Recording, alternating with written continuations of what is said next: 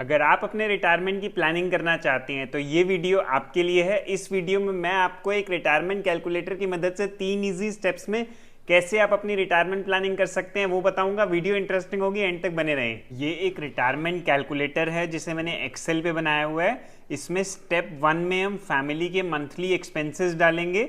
मान लीजिए आपके घर का खर्चा है महीने का 25,000 रुपये, तो 25,000 यहाँ पे हम डाल देंगे। इन्फ्लेशन रेट पर हम डालेंगे 5%। एज्यूम कर लेते हैं कि 5% से महंगाई बढ़ेगी, तो 5% यहाँ पे डाल देते हैं। करंट एज मान लीजिए आपकी 30 है, तो यहाँ पे 30 डाल देंगे। रिटायरमेंट एज आप जो भी ठीक समझते हैं आपकी रिटायरमेंट एज है वो आप यहाँ पे डाल सकते हैं। अगर रिटायरमेंट एज 60 एज्यूम कर लेते हैं हम। अब देखिए आपके रिटायरमेंट पे यानी 30 साल बाद जब आप 60 साल के हो जाएंगे, जो आज के आपके 25,000 महीने के खर्चे हैं वो उस टाइम 1,08,049 रुपये हो जाएंगे। यानी आज जो 25,000 पर मंथ के एक्सपेंसेस हैं, क्योंकि 5% महंगाई बढ़ेगी हर साल, तो आपका वही 1,08,000 रुपये उस टाइम हो चुका होगा।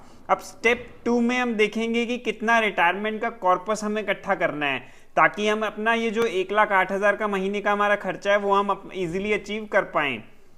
उसके लिए हम डालेंगे रिटायरमेंट के बाद हमें कितना रिटर्न मिलेगा। जो भी रिटायरमेंट के बाद हम अपना अमाउंट होगा उसे इन्वेस्ट करेंगे तो उस पर कितना रिटर्न हमें मिलेगा। एज्यूम कर लेते हैं कि हमें 8% का रिटर्न मिलेगा रिटायरमेंट के बाद। 5% हम एज्यूम कर लेते हैं कि रिटायरमेंट के बाद भी इन्फ्लेशन रहेगा, महंगाई रहेगी।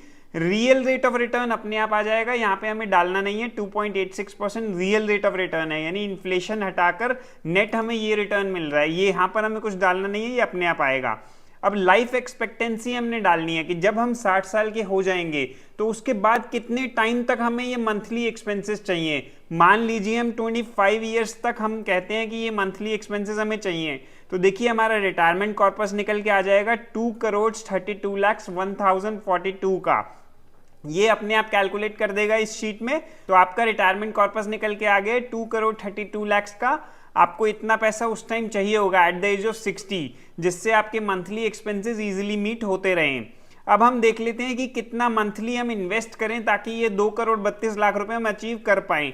हम मान लेते हैं कि हमें रिटायरमेंट से पहले 12% का रिटर्न मिलेगा, तो हमें सिर्फ यहाँ पे 12 डालना है। इन्वेस्टमेंट कितना चाहिए होगा वो अपने आप ये कैलकुलेट करके दे देगा। अब यहाँ पे 12 डाल देते हैं। हमें 6,573 रुपीज़ पर मंथ इन्वेस्ट करना होगा। अगर हम 12% का हमें रिटर्न मिलता है तो हमारा जो रिटायरमेंट कॉर्पस है 2,32,00,000 का वो कंप्लीट हो जाएगा, जिससे हम अपने मंथली एक्सपेंसेस अगले 25 साल तक के लिए इजीली हम वो ले पाएंगे। अब मान लीजिए आप 12% का रिटर्न आपको लेना है, तो वो तो आप कोई ऐसी जगह पे इन्वेस्ट करेंगे जैसे म्यूचुअल फंड, स्टॉक्स में, वहीं पे आपको मिल पाएगा। अगर आप कंजर्वेटिव इन्वेस्टर हैं, आप कहते हैं मैं तो पीपीएफ जैसी जगह पे ही इन्वेस्ट करूंगा, मैं मार्केट में इन्वेस्ट नहीं करूंगा, म्यूचुअल फंड में इन्वेस्ट नहीं करूंगा, तो आपको अप्रॉक्सीमेटली 7% का रिटर्न मिलेगा। तो आप यहाँ पे 7 डाल दीजिए। आपको मंथली 18,900 रुपीज डिपॉजिट करने पड़ेंगे, तब आप ये 2,32,00,000 रुपए का कॉर्पस अचीव कर पाएंगे।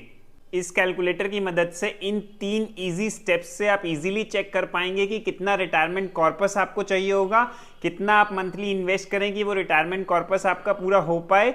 और साथ ही साथ मैं आपको बता देता हूं, अगर आपको ये एक्सेल का कैलकुलेटर चाहिए तो आप मुझे कमेंट करके अपना ईमेल आईडी बताइए, मैं जरूर आपको ये मेल पे भेज दूंगा। तो फ्रेंड्स, आज की वीडियो यहीं तक थी। अगर आपको पसंद आई है तो इसे लाइक करें, हमारे चैनल को सब्सक्राइब करिए। Thank you for watching.